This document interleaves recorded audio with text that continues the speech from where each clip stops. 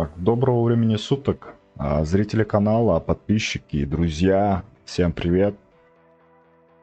Давно не было на канале видео, именно конкретно видео, записанное по игре Guardians of Claudia. Стримы очень часто вы можете наблюдать на канале. Вот, как я обещал, видео на ключевом левеле, скажем, на 90-м, да, и что у нас новое открывается. Что нам по прокачке доступно. Извините за голос, у меня горло першит, так что не пугайтесь.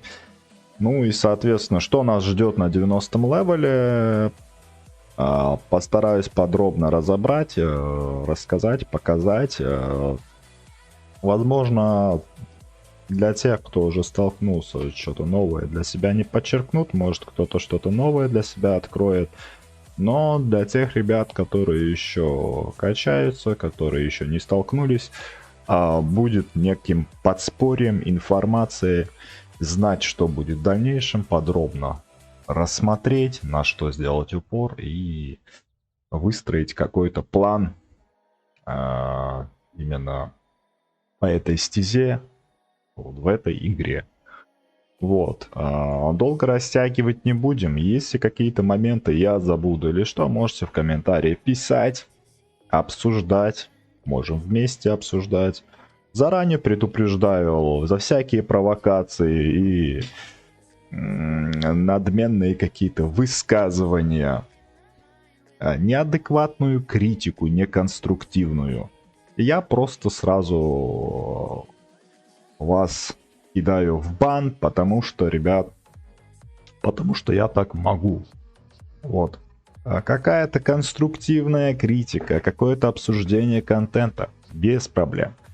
Высер, сразу бан, ребят. Вот и все. Просто есть ребята, которые этим занимаются, которые без ошибок писать не умеют, но что-то высирает. Это такая ремарочка, вставочка, наперед говорю. Так, сейчас, секундочку. Напишу чуваку.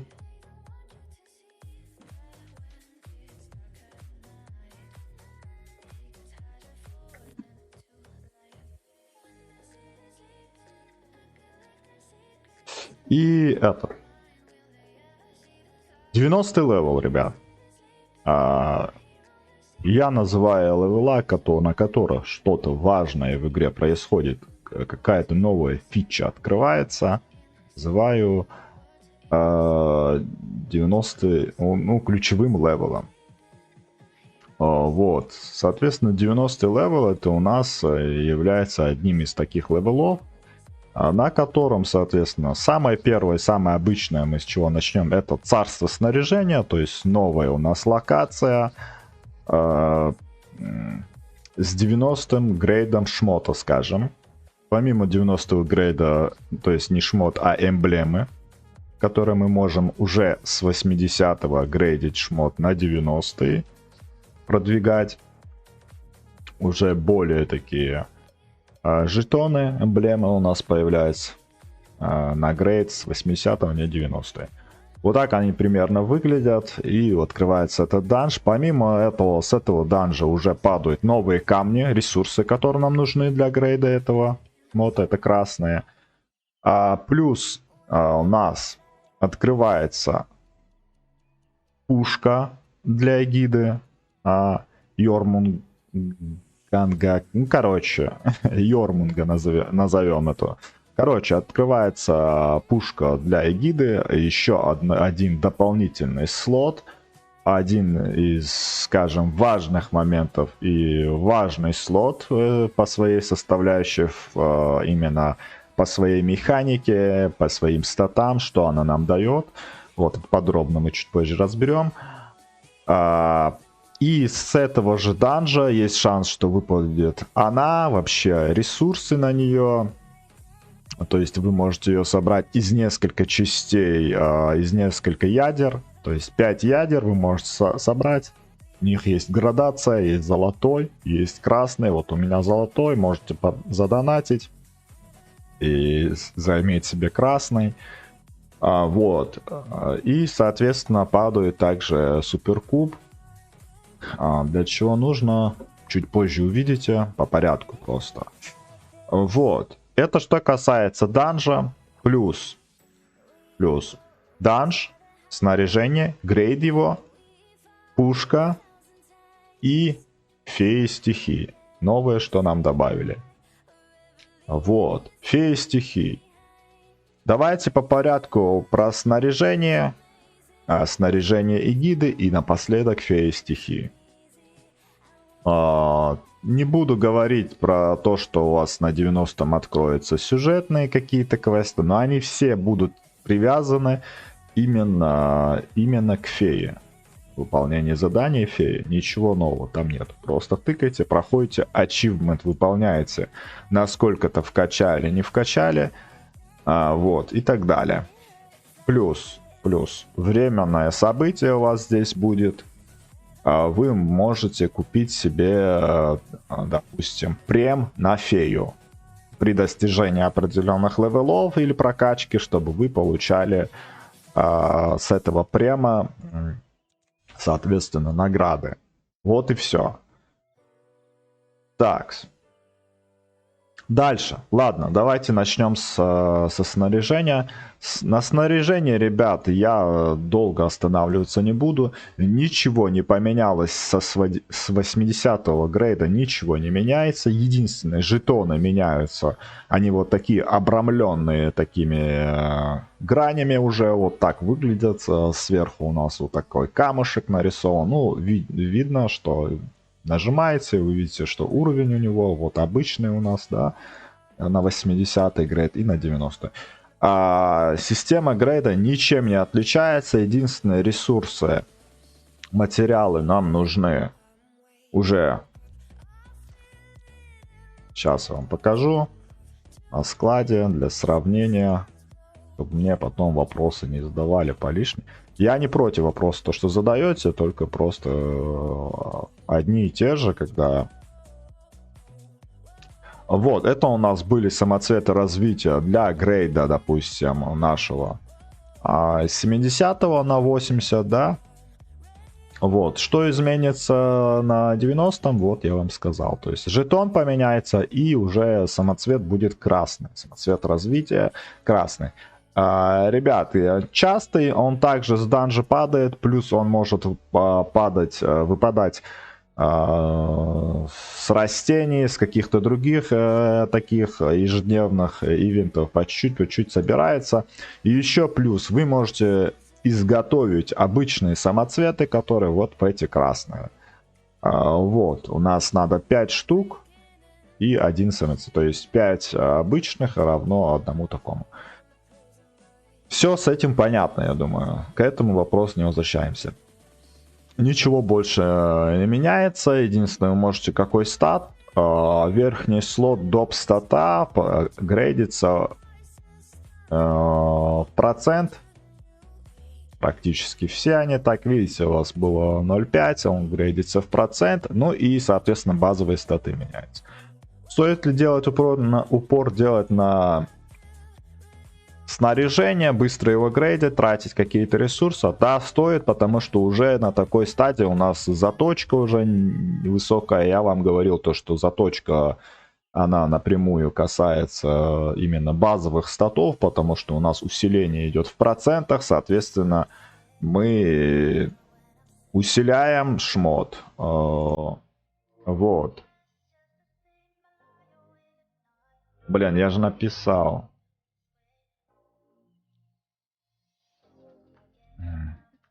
Сейчас, секунду.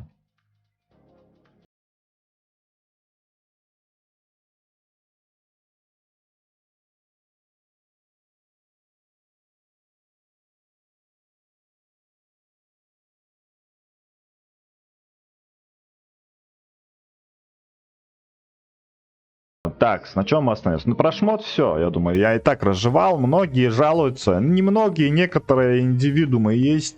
Заходят, эксперты пишут.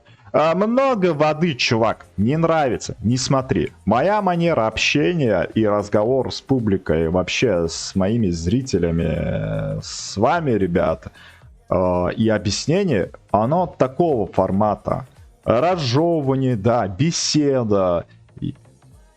А, Б я не умею сказать. Ну да, я говорю, но если я что-то говорю, я пытаюсь это разъяснить. Типа, я сам, типа, разбираюсь на этой основе, типа, рассуждая и ищу, как бы, ответ в этом вопросе, да, смотрю как-то. И, соответственно, вам пытаюсь это донести. Только в таком ключе. Вот. По-другому не хочу. Мне так удобно, вот и все. И мне так удобнее излагать свою мысль, и что я об этом думаю и так далее. Так что люди, которые пытаются мне там логопеды всякие и знатоки маркетинга, которые без ошибок не могут свой комментарий высрать, пожалуйста, не тратьте свое время на меня и мое время на вас. Мое-то время, я-то уже все, я даже не реагирую на таких, я просто беру и баню. Вот. Соответственно, дальше. Эгида. Здесь поинтереснее, ребят. Давайте, у нас, короче, давайте, у вас нету вообще эгиды. Вот у вас нет этой шмотки, сразу вы ее не получите. Открывается 90 левел, соответственно, где его добывать?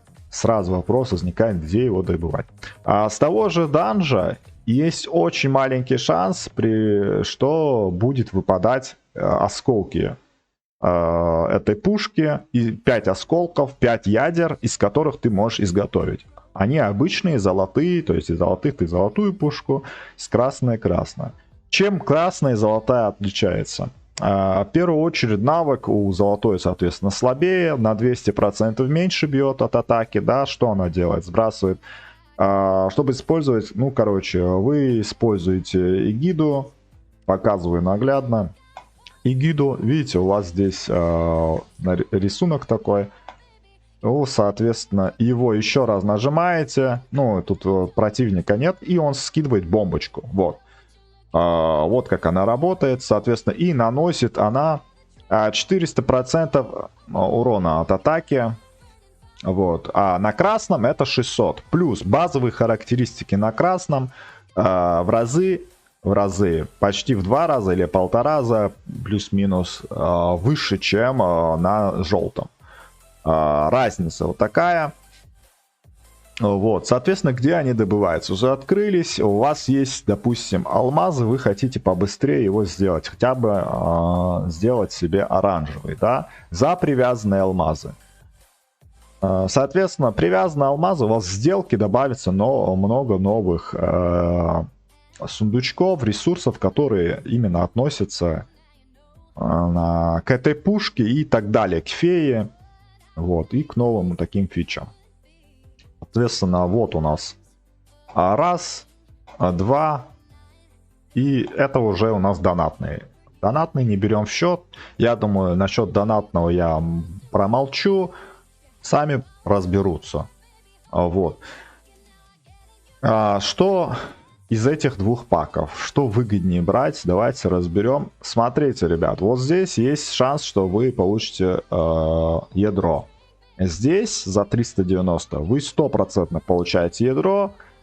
Не 100%. Вы получаете 2 предмета из списка из списка вот этих 3 предметов вы 2 точно получаете. Рандомно. Но здесь есть такой момент. Здесь сразу вам может попасться пушка Йормунганда. То есть, соответственно, здесь есть шанс все-таки сразу выбить пушку, но она стоит практически 400 алмазов. Это не дешево. Хоть и привязан, но все равно, да. То в этом паке. Пак примерно в 1,5 раза дешевле, ну 2 с лишним раза дешевле. А здесь у нас дает 100% супер куб. Это рез для прокачки этой пушки. Ресурс. И один из предметов дополнительно. Либо еще супер куб, либо супер ядро. Дешевле, да, но тут не факт, что вам выпадет суперядро. А нам надо 5 суперядер, соответственно, чтобы сделать эту пушку. Если вы подкопили какие-то алмазы, вам не имется, как-то по-быстрому хотите собрать, ну, можно потихонечку либо эти скупать, уже смотрите по своему пулу алмазов, сколько вы подкопили, можно и эти, может вам сразу повезет. Ну, допустим, я их 2 пака покупал, мне не повезло ни разу, мне выпало только ядра, потом мне с данжа 1 выпал, и 2 я выбил отсюда. Вот, 1 раз у меня не выпал ничего, ну, обычный суперкуб выпал, и 2 раза мне выпало ядро. Так я и собрал. Ну, про золотой, красный я молчу. Плюс, во время открытия у вас, возможно, там будет ивент, где вы этот красную пушку уже целиком можете обменять за вот такие кристаллы с разных донатных ивентов, которые вы можете получить. Либо за привязанные алмазы, когда крутите, есть шанс, что получите. Стоит ли за 3 штуки такое брать сразу красную пушку эгиды или нет? В моем случае нет, ребят. Почему? Потому что у меня нету уникальной руны. Я коплю эти осколки на обмен ящиков руны. Я хочу валькирию, да, допустим. Если у вас нет такого, лучше не надо. Копите на эту руну, потому что она вам нужна более. Потому что этим вещам сейчас есть альтернатива. Вот. Это что касается, где его добыть.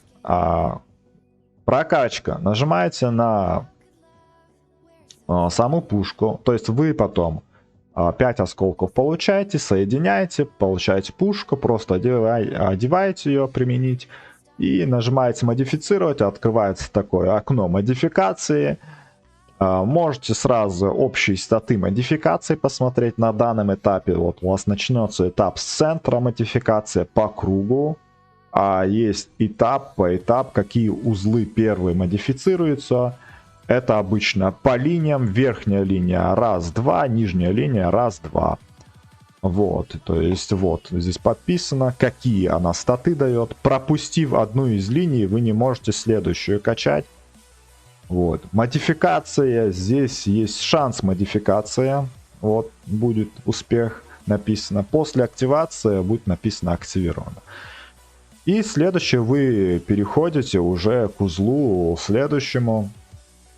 Вот у вас есть узлы 4 по краям. И начинаете вы вот отсюда тоже, опять-таки, здесь он дает только его. И начинаете все в том же порядке. Раз, номер 1, 2, раз, 2. Может неудача быть. Тут уже ресурсы поболее требуются, нежели в первом. Это с последующим каждым грейдом все больше и больше ресурсов. Где их добывать, говорю, они в данже, также, где снаряжение 90-го данжа, могут выпасть, но очень редко.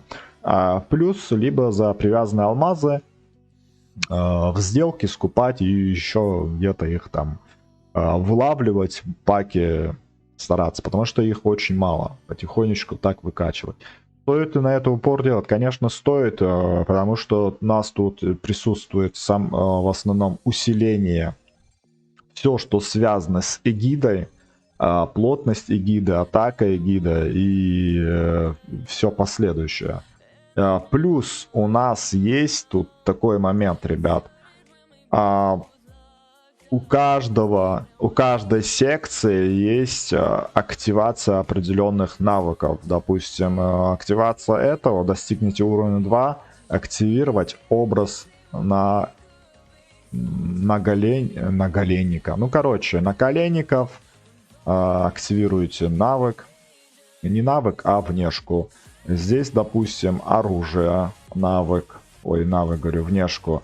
Здесь уже поинтереснее. Первый уровень у нас добавляет доп статы, увеличение урона с атаки, с эгиды. Все, что касается эгиды. Защита и щита. Ну и, соответственно, у нас уже здесь то же самое. То есть каждого свои доп статы. Тут только уже на щит, здесь на атаку.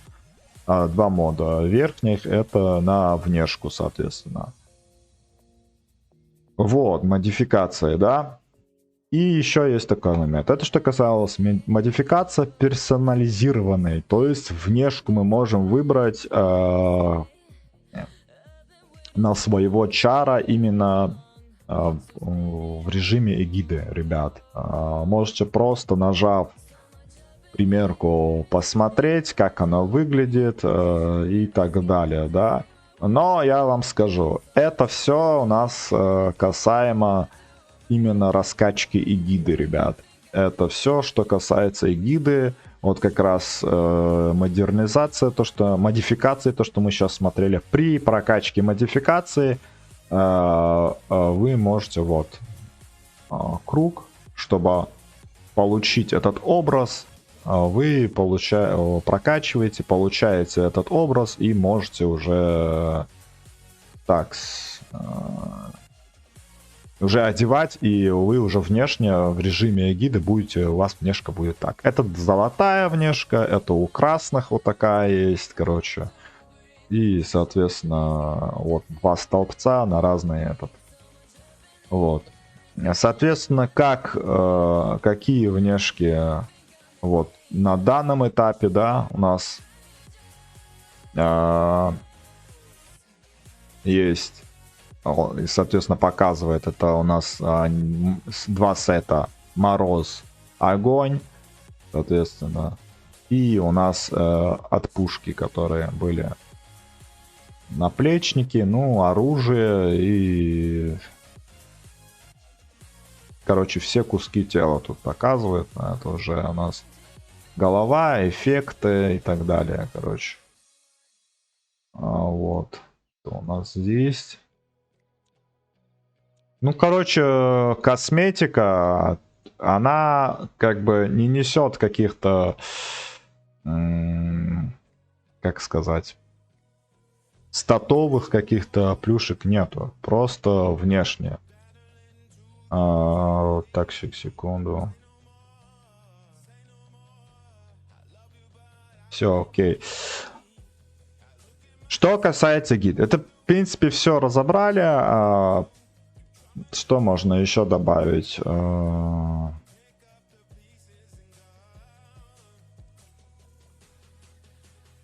Ну, тут при раскачке это у нас нету пока что. При модификации нам бы хотя бы модифицировать его хотя бы на один грейд.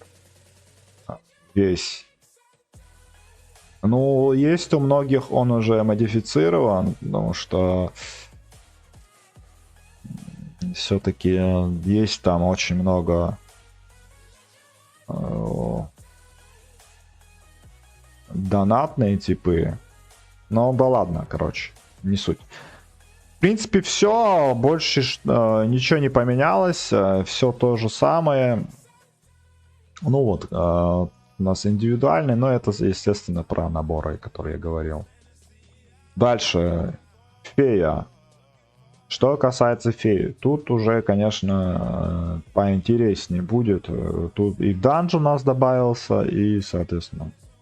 Давайте в общем. Добавились 3 феи стихий. Вообще. Сейчас, секунду, я хотел...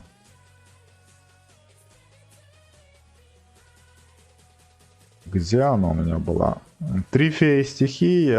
Какие у вас вставлены есть? Вообще вы можете вот здесь у вас галочка в первом окне. Можете открыть, посмотреть. Сначала у вас доступно будет там квестов, которые проходите, получаете. На выбор вам дается одну фею. Соответственно, вы выбираете, какую фею вам надо. Я разберу по порядку в общих чертах, что они из себя представляют, каждая фея. 3 феи: огонь, вода, молния, вода. Соответственно, у нас, если в целом вкратце брать, огонь больше про урон, настакивание взрыва, поджога. Молния больше про контроль, периодически может застанить, законтролировать чувака в области, нанеся урон. И вода, соответственно, нам дает щит при активации именно феи, способности феи. Бушующие волны называется, и пылающее небо у огня. Не помню, как называется у молнии, не суть. Соответственно, 3 стези, 3 разных феи, на выбор дается один, в дальнейшем вам еще может выпасть один еще, да, с разных данжей. Здесь вы открываете, здесь смотрите. Вот. Можете использовать, ребят, любой из этих. Можете качать несколько, можете качать даже 3. И ничего в этом страшного нет. Под разные ситуации вы можете брать разные. Допустим, у меня вот сейчас я бегаю в основном с пылающим, я компенсирую себе урон. В основном в урон сделал упор. Ну, есть ребята, которые, допустим, мне и молния хорошо зайдет, и защита зайдет. Допустим, в масс ПВП мне нужно будет побольше щита, да. Могу ходить и с защитой, то есть с водным. Просто открываете, можете просто, я не знаю, и самый крайний даже не заморачиваться, просто сменить даже можете, да. И, соответственно, у вас активация будет именно, видите, здесь водного. Скейлится именно, видите, она заряжается от вашего персонажа, от ударов в бою. И, соответственно, когда вы зарядите ее по максимуму, саму механику молнии, допустим, это по области она бьет и подзаряжает. Вот она дала нам, мы под щитом и, соответственно, получаем. Здесь, кстати, не нарисовано баф, то, что получаем. Тоже точно самое также происходит и с огнем, ребят. Вот. Молния, к сожалению, у меня нет, но потом, может, будет. Я просто с ним не играю. Я играю с огнем. Вот. Активируете его, ставите. Самое первоочередное, что у вас появится, это прокачка. Прокачивается она вот такими эфир-фрукт, фруктами назовем, да. У нас они есть 4 грейдов. Это синяя, лиловая, золотая, красная.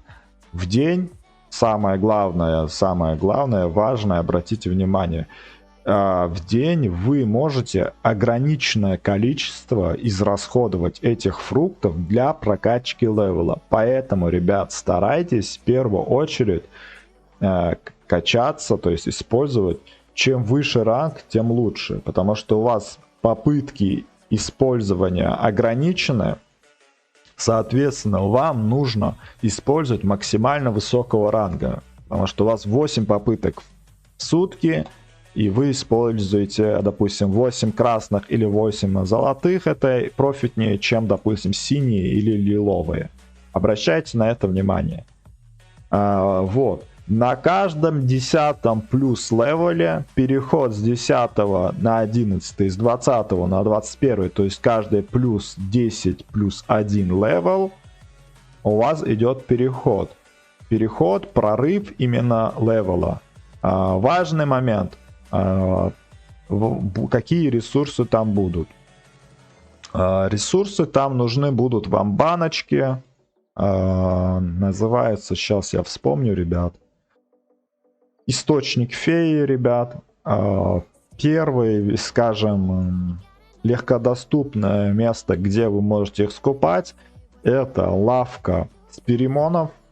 Обмен титанов на территорию титанов, то вы то, что добываете эти очки за ежедневки, пару баночек вы можете оттуда вынести. Плюс вы можете также купить их за золото. Вот и все. И еще момент. У нас есть данж, поподробнее данжа чуть позже. Царство стихий называется. Есть шанс, что оттуда еще выпадет. Но пока что мне еще ни разу не выпадало. Соответственно, либо за золото 400 алмазов, 400 тысяч золотых листьев за золото, либо за 160 очков в магазине титанов, в магазине сперимонов. На первых порах, я не помню, там 2-3 сколько-то нужно для грейда, потом больше. Сейчас у меня, допустим, на 41 левел, когда я делал прорыв, мне понадобилось 5 штук. Вот, прорыв делаем. Почему? Потому что у нас растут базовые статы, именно сила и вес самого питомца. Соответственно, нам это нужно делать. Вот. Дальше. Почему стоит обратить на это внимание? И у нас, конечно же, в первой стезе, вы хотите или нет, вы обратите внимание. Почему я прошу вас не делать эти ошибки? Потому что левел на начальных этапах особенно нужен нам для того, чтобы мы могли эффективно использовать и прокачивать следующую стезю. Следующий пункт — это у нас карточки. Карточки именно феи. Вот, ребят, что она из себя представляет? С каждой прокачкой левела, допустим, на первых порах у вас будет одна ячейка доступна.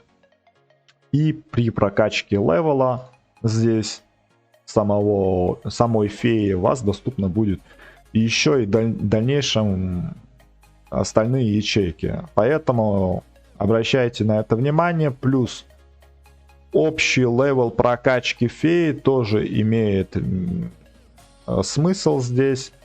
При достижении, допустим, максимального левела. У вас может быть такое, что у вас левел вашей феи низкий, а суммарное количество, допустим, здесь у вас высокий. Такое не может быть. Вы не сможете как бы прокачивать его дальше. Соответственно, надо левел повышать именно феи тоже. Вот, что это окно, что эти карточки из себя представляют. Здесь ничего сложного нету. Здесь у нас даются карточки с разными стихиями. Стихии у нас 3, соответственно. И, соответственно, мы ловим очисткой, ловим карточки, нужные нам статы. Работает по такому плану, принципу, допустим, как я разобрался. У меня вот фея огня, я ловлю мне нужные для этой феи статы. Статы распределяются, я их распределяю на 2 категории. Есть статы, ребята, общие, которые даются, не общие, есть статы, которые для феи, скажем так, усиление, допустим, атаки, да, стихии какой-то, либо деф атаки стихии, или еще что-то про стихии, которые именно усиление касаемое феи относится. И есть статы, которые именно персонажу дает напрямую, то, что нам, допустим, ОЗ, в основном это ОЗ. Пока что я то, что встречал. И, соответственно, мы здесь делаем акцент на то, что нам нужно. То, что вам необходимо. Если не знаете, либо сомневаетесь, сделайте комбинированно как-то. Есть здесь статы. Может выпасть атака. Допустим, если у нас огонь феи. Фея огня, то есть атака огнем, атака огнем. 2 строчки может выпасть нам, допустим, с одинаковыми статами. Берете его. Плюс также может выпадать статы и на деф каких-то стихий. Неважно, это может быть и на огня, и на остальные 2 стихии. То есть у нас гром, соответственно, и вода. Вот, допустим, видите, здесь атака водой, атака молнии, атака молнии. Точно так же может прокнуть и на атаку огня, да. Соответственно, какой вам нужен, тот и берете. Ну, раз мы качаем стихию огня, фею огня, соответственно, мы и грейдим ей огня. Также мы можем здесь взять и деф против других стихий. Также мы можем взять деф. Плюс здесь еще есть статы на крит стихии. Здесь также есть сопротивление всем стихиям. Здесь также есть сопротивление конкретной какой-то стихии. Тоже обращайте на это внимание. Но тут уже смотрите сами, что вам нужно. И как бы, я думаю, здесь ничего сложного нету. А ячейки открываются, как и говорил, с достижением определенного левела. С каждой прокачки левела вам там будет написано, на каком левеле какая ячейка у вас доступна будет. На первых порах у вас будет одна ячейка, ну на второй день или может даже в первую откроете дальше. Вот. Соответственно, у вас несколько фей, что вы делаете? Можете открывать фею, допустим, готовите фею воды для себя, да, и качаете под фею воды, что бы вы хотели. Разовый фею воды, да, там, усиление именно ее статов. Что касается воды, что касается дефа на какие-то другие, допустим, стези. Вот. Такие моменты. Вот. Это что касается карточек. Ну и так далее. Вы можете, я не говорю, еще раз повторяюсь, ребят. Ничего страшного. Не то чтобы ничего страшного. Это нормально, если у вас будет их несколько, и даже все 3 феи, и вы будете всех их качать одновременно. Вообще без проблем. Это даже круто. Под разные ситуации вы сможете просто использовать разные феи. И еще момент, ребят. Смотрите. Плюс, что здесь предусмотрено? Почему легко и нужно качать все 3? Потому что, ребят, левел прокачки у вас один распространяется на всех фей. Вы качаете одного, допустим, он распространяется, это общий левел, и на других фей, которые вставлены. Понимаете? Так что смотрите. Такс. Дальше. Вот у нас увеличение лимита карточек показывает. Видите? Дальше. Навыки. Что касается навыков, ребят. Навыки. Тут поинтереснее. Тут нам, смотрите, что такое. Это у нас есть навык с основной нашей феи. Соответственно, механику его можете посмотреть, прочитать каждое, что она делает. И здесь можно посмотреть градацию на левелах, какие бонусы получаете. Что касаемо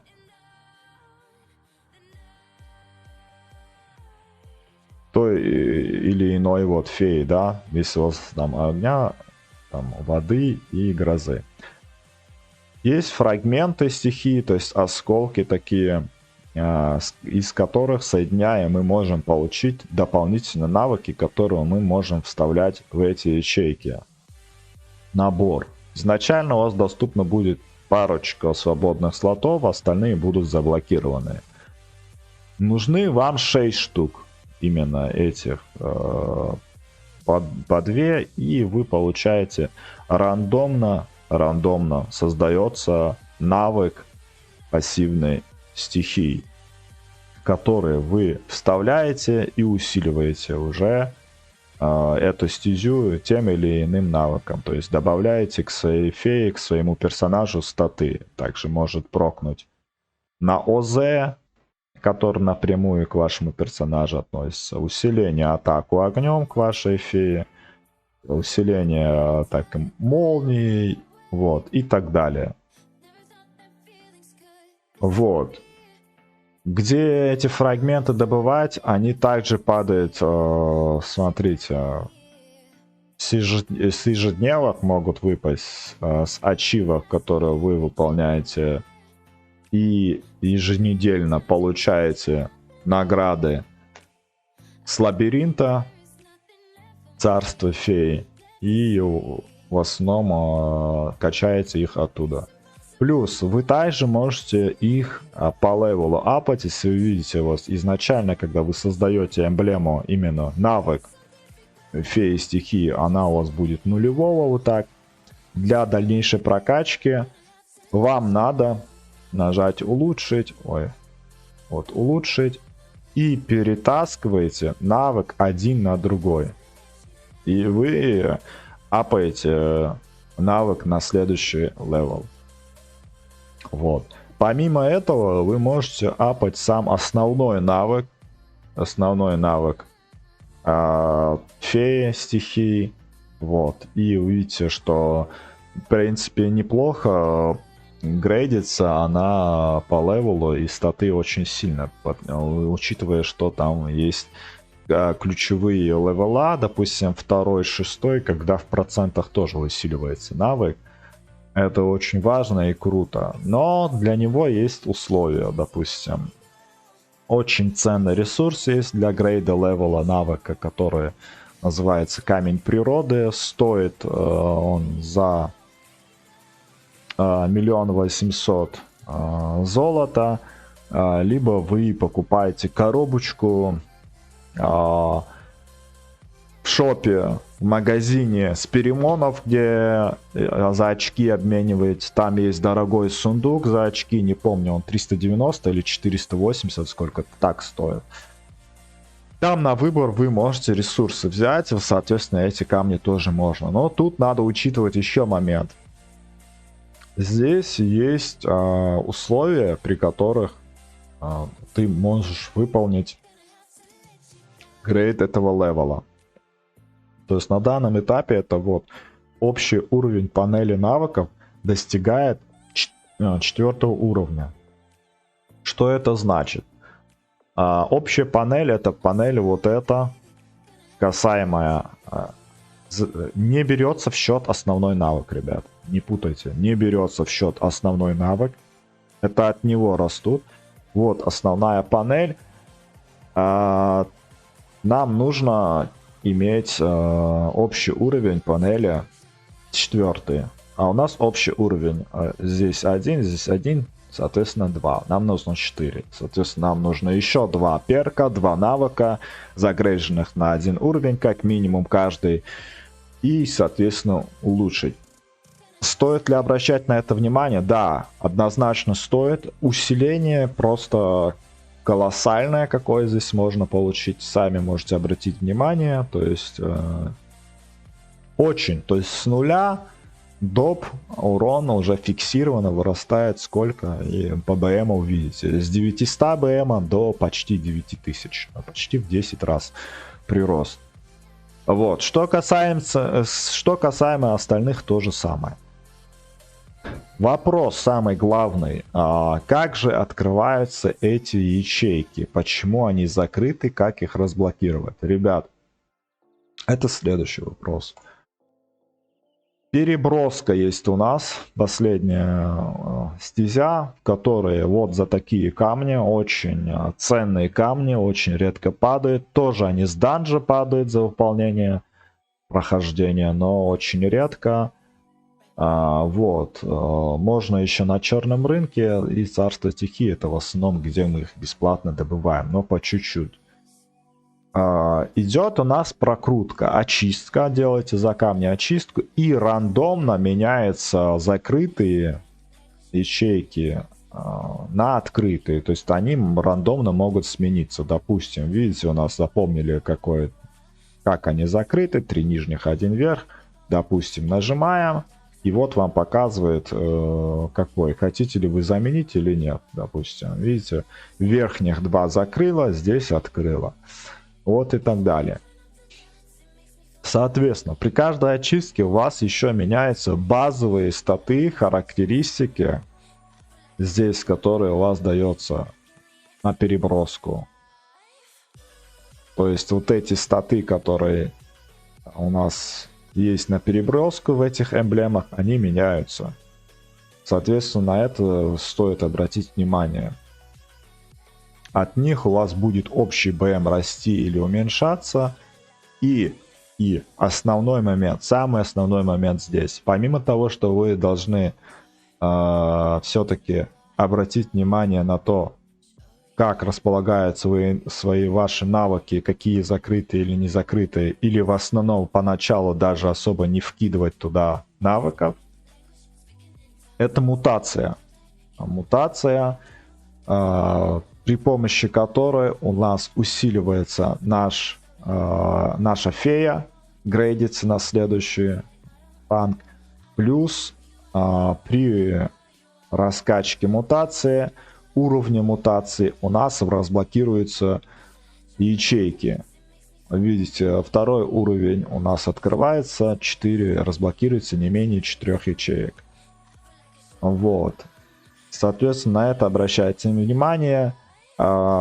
Здесь есть подсказочка, мутация произойдет в рамках 7 попыток. То есть в рамках 7 попыток ближайших у вас может произойти мутация, но у вас может быть фея способности эти мутированные прокнуть, допустим, но, допустим, с заблокированными не теми этими, допустим, заблокированными нужными статами. Так что обращайте на это внимание. Видите, сейчас он показывает, что базовые статы выше, сохраните, но у меня там будут навыки закрытые. Вот, соответственно, это так работает. Насчет как вообще это делать, лучше помало вообще его не трогать, копить эти ресурсы, выкручивать на мутацию, ловить левел, и когда уже хотя бы со второго и выше левела потихонечку вставлять эти доп навыки, эмблемы, чтобы. Также вы можете, чтобы случайно не сохранить, можете защиту поставить, ребят, заблокировано. Вот, это если блокировка навыков отдельно, вот, заблокировано. Вы можете заблокировать, какие, чтобы не менялись, и, допустим, что там, крутить. Но это вообще сделано, конечно, для удобства, чтобы сильно не подгорало при прокрутке, чтобы стези, чтобы нужные вам заблокировать, и при прокрутке, чтобы не терять. Вот, и еще тут момент такой, сейчас, секундочку.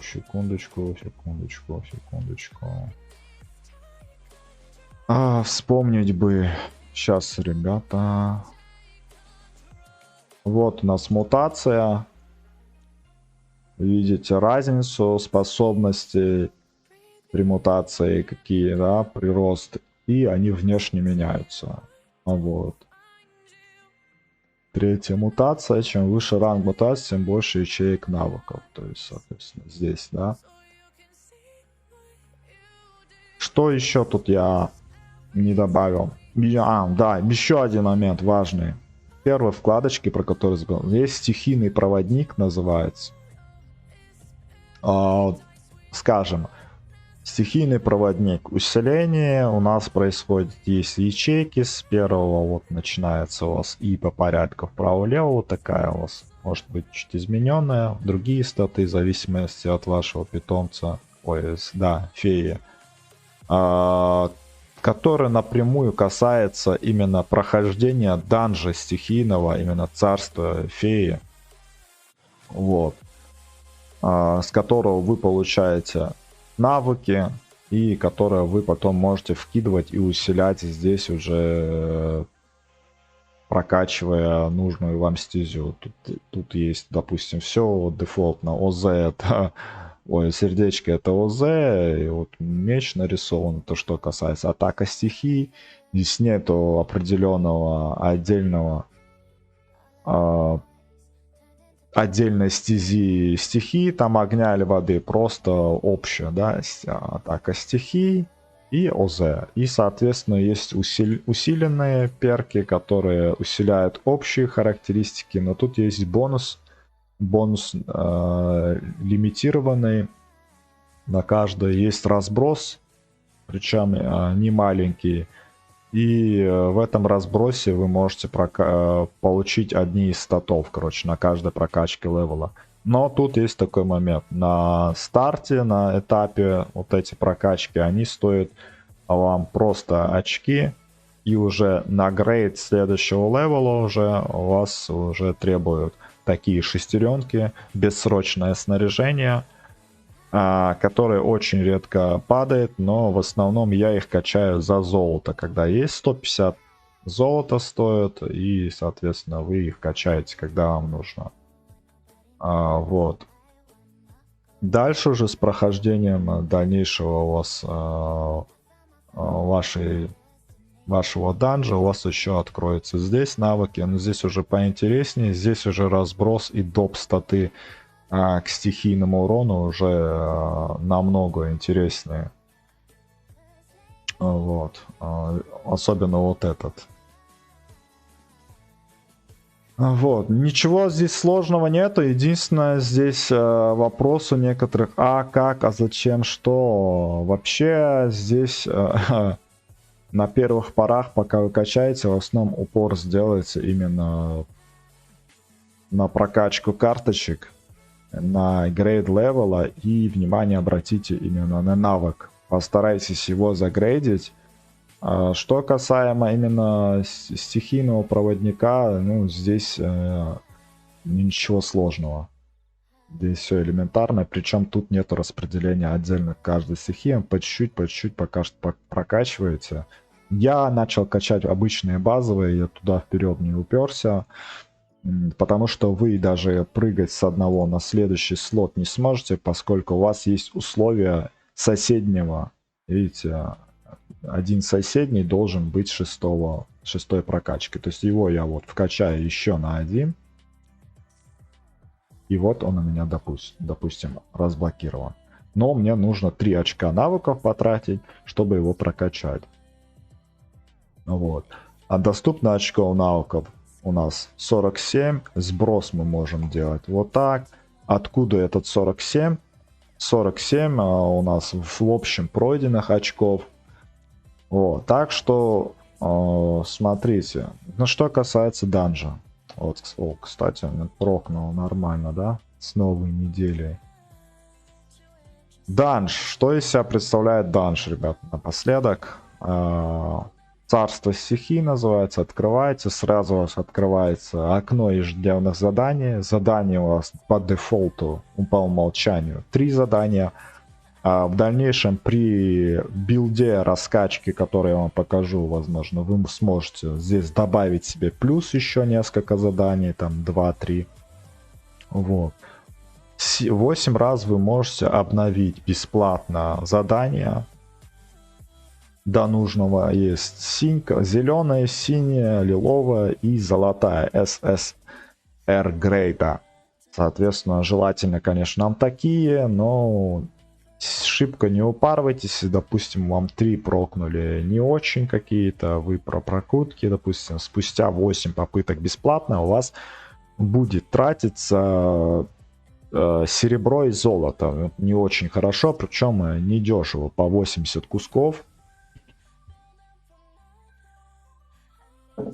Так, блин, извините, что-то в горле пересохло, водички попил. Так, ну, что касается навыков, ничего тут сложного. Выбрали и все, погнали. У каждого навыка есть свое условие, которое должны выполнить в течение прохождения этого данжа, и вы получите награду. Условия я практически ни разу не читал, потому что они и так выполняются, потому что они очень простые. За редким исключением, может, если у вас там при прокачке уже здесь не 3 навыка, а будет 5 или сколько, возможно, в таких ситуациях, да. И при выполнении вы получаете сундук. Замена плюс этого данжа еще ваши черепахи, это рудникам. И, соответственно, сундуки за рудники вы здесь получите. Вот.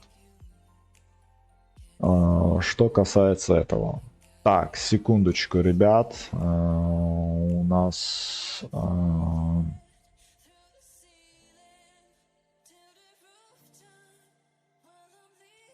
Блин. Пишут там. Окей. Угу. Видео вообще не... Да, давайте запишем короткое видео. Блин, как столько информации за короткое время дать?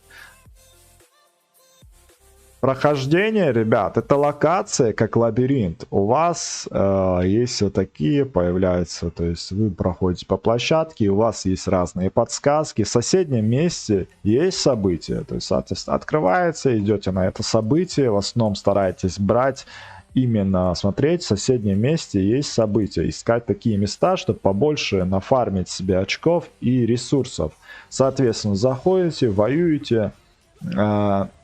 Почему желательно несколько фей иметь под разные стези, разные феи использовать? Есть данжи, на вход в которые Есть тут появляются разные эти, как его, цитадели, которые вы захватываете. Еще по рангам вы можете проходить. Там есть у вас стезя, стихия. У каждого босса есть своя стихия. То есть какие стихии каким противоборствует, допустим, я вам скажу, это в таком порядке. Огонь сильнее против молнии, молния против воды, вода против огня. Вот в таком порядке, и, соответственно, вы используете, проходите их, захватываете эти цитадели. Чем больше цитаделей у вас захвачено, чем больше времени вы владели этими цитаделями, другие не обнаружили, тем больше получаете очков, минуты, вот очки цитадели, за сколько захвачено у вас, да, времени. И, соответственно, вы лидируете там, находитесь в топе. И по окончании, допустим, недели, подсчет идет после недели, вы получаете свою награду. Вот, соответственно, на это обращать внимание. Вот я в прошлый раз был топ-1, мы получили вот свою награду. Так что обращайте на это внимание. Вот.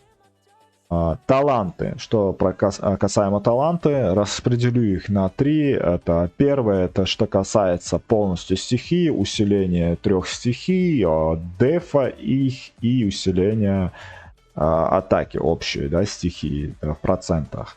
Стоит ли вкачать? Можете просто, если у вас одна фея, просто вкачать ее по стезе именно своей феи. Допустим, у меня огонь, я вот пойду.